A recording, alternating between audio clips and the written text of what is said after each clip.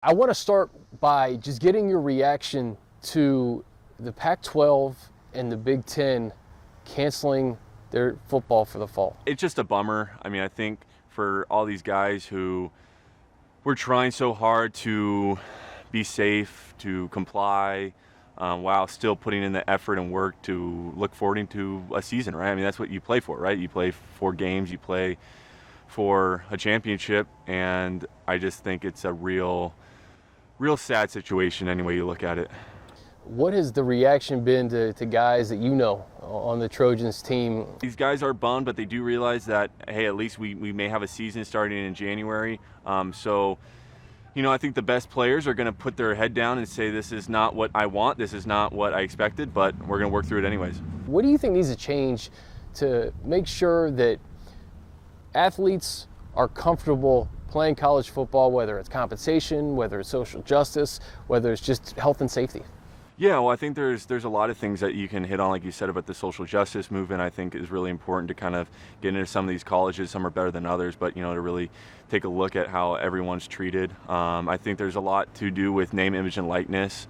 I think that more than compensation is probably the first step, just because a lot of these guys are, putting themselves out there or competing just as hard as any other football player in the world, and they bring their university a lot of notoriety, they bring their university a lot of revenue, and I've always kind of been under the impression that if someone's going to be able to put in that hard work and work for that they should get a piece of the pie.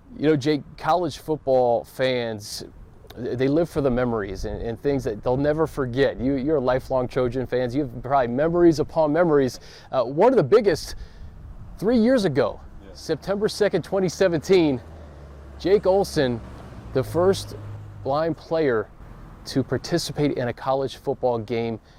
First of all, does it feel like 3 years? And what were the emotions, Jake? It does not feel like 3 years, that's for sure. It could be last year for all I know in my heart. But I still get a huge smile.